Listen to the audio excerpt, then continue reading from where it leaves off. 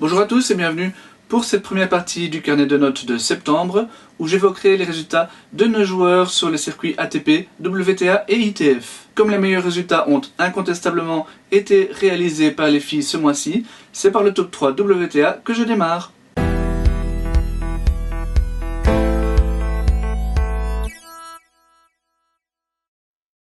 Et une Belge a même remporté un titre WTA ce mois-ci, puisque Alison Van Uytvanck s'est imposée à Tashkent lors de la dernière semaine du mois. Tête de série numéro 3, elle a connu un début de semaine assez tranquille, avant d'être un petit peu plus accrochée en demi face à Kristina Pliskova, et surtout en finale face à la Roumaine Cirstea.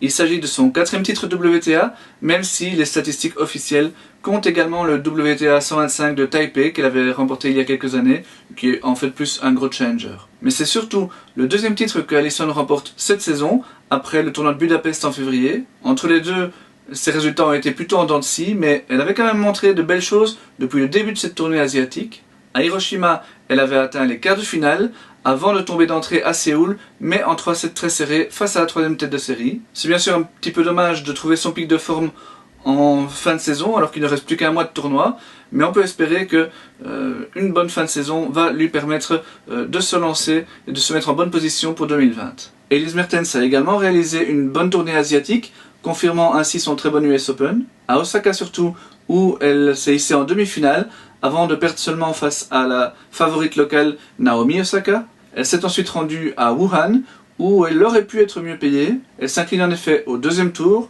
face à Sofia Kenin, l'une des révélations de la saison, et qui est 15e tête de série, et seulement au tie-break du dernier set. 3 autres joueuses ont passé tout le mois en Asie, et elles auraient pu en fait toutes les 3 revendiquer cette 3e place sur le podium. Je l'accorde néanmoins à Isaline Bonaventure, dont les résultats durant l'été ont été assez catastrophiques, et qui, plus encore que les 2 autres, avait vraiment besoin de quelques victoires pour se relancer.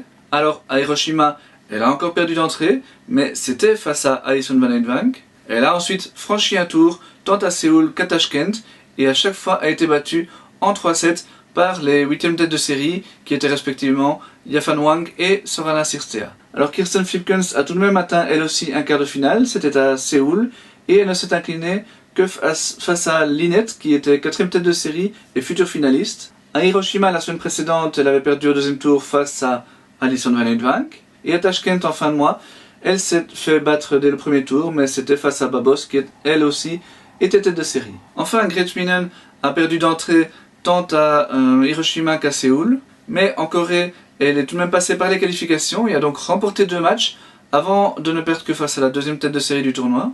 Enfin, à Tashkent, elle a enfin franchi le 1er tour et ne s'est inclinée qu'au tie-break du dernier set face à la favorite numéro 1, la Slovaque Kuzmova. Dommage. On avait laissé Marina Zanevska sur un abandon fin août. Elle a encore eu besoin d'un match pour se remettre, c'était au ITF W60 de Zagreb où elle s'est inclinée d'entrée. Elle a ensuite atteint un bon quart de finale à celui de Saint-Malo avant de sortir des qualifications à celui de Valence. C'est quand même assez encourageant pour Marina. Au classement, Elise Mertens poursuit sa remontée vers le top 20 et Alison Van Uytvanck, elle retrouve sa place dans le top 50 et une place plus digne de son talent. Je rappelle que son meilleur classement, c'est une 37e place acquise il y a 13 mois. Derrière, Kirsten Flipkens poursuit son retour vers le top 100. Elle y a même fait une toute petite apparition à la 100e place juste le temps d'une semaine avant de reculer d'une place. Grete Minen et Isaline Bonaventure stagnent, elles, à encore quelques encablures malheureusement du top 100. La chute du mois dans ce top 10, eh bien, elle vient de Kimberly Zimmerman. Ça, je vous en parlerai dans quelques minutes dans la page ITF.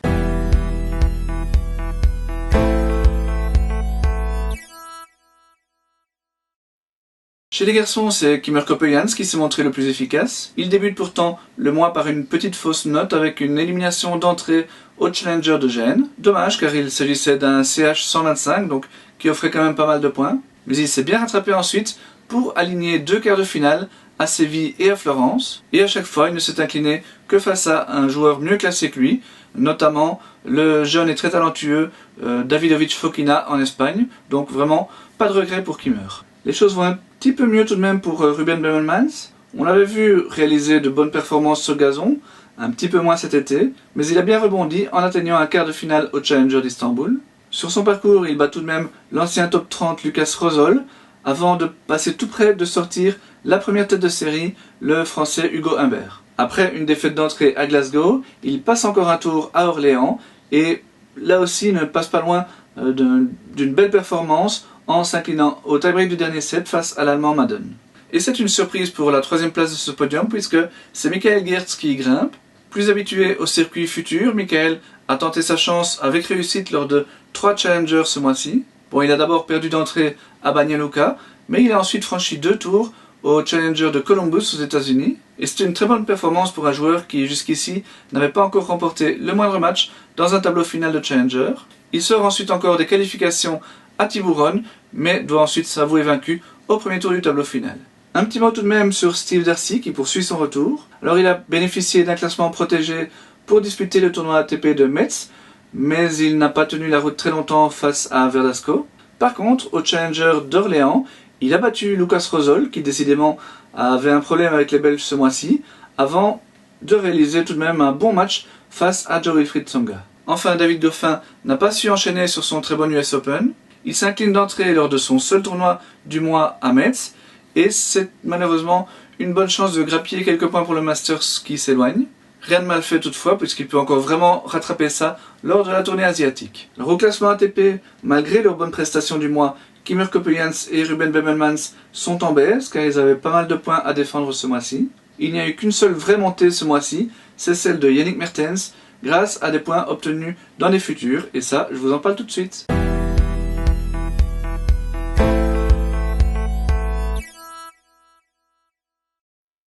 C'est en effet Yannick Mertens qui décroche la première place du podium futur. Je vous avais déjà dit le mois dernier que je trouvais ses résultats un petit peu meilleurs après une saison, il faut dire, assez faible jusque-là. Et ça s'est confirmé en septembre.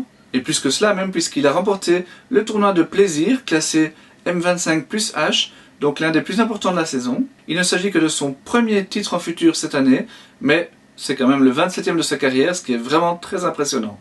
Et ses résultats ce mois-ci ne se limitent pas à cette victoire, puisqu'il a également atteint les demi-finales à Bagnères de Bigorre et les quarts de finale à Oliveira de Acheimes, qui sont également de M25. Il est donc très largement notre numéro 1 du mois sur le circuit futur, et je pense d'ailleurs que c'est probablement le meilleur mois réalisé par un Belge cette année sur ce circuit.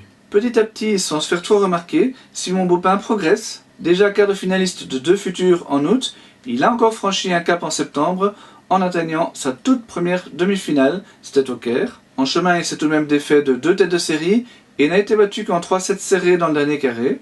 Il n'est donc vraiment plus très loin de disputer sa première finale chez les pros. Après une élimination au premier tour à Mulhouse et au deuxième tour à Stockholm, Chris Heyman sauve son mois grâce à un beau parcours tout de même dans un autre M25, celui de plaisir. C'est en effet lui qui a défié Yannick Mertens lors de la finale de cette épreuve française. Si ce match a tourné court, ça reste tout de même de bon augure pour Chris et sa fin de saison.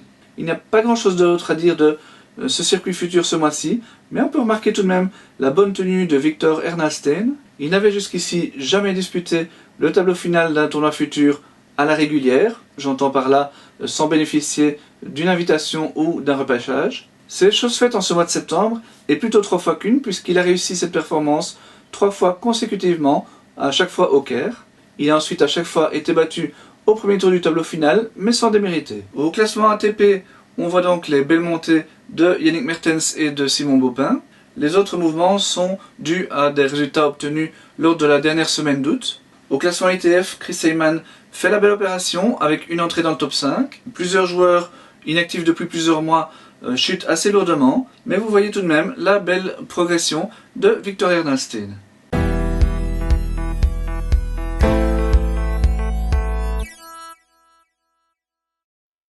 Alors il n'y a pas eu de titre belge par contre dans les ITF féminins de 15 000 et 25 000 $.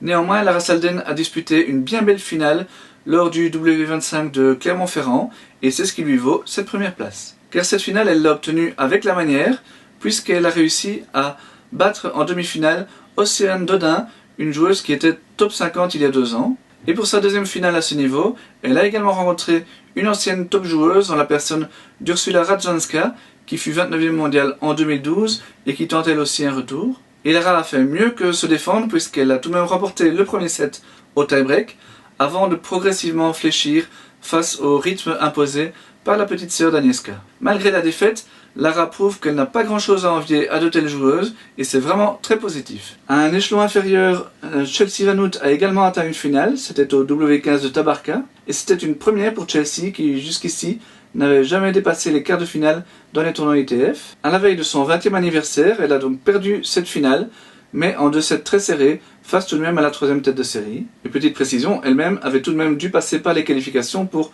prendre part à ce tournoi, donc vraiment c'est une super performance. Plus tôt dans le mois, Chelsea avait déjà franchi un tour lors d'un premier tournoi à Tabarka et également d'un autre à Dijon. Elle a par contre malheureusement dû abandonner lors de la toute dernière semaine du mois, c'était également à Tabarka. Rien de grave heureusement, c'était juste un petit virus qui l'a forcé à prendre quelques jours de repos.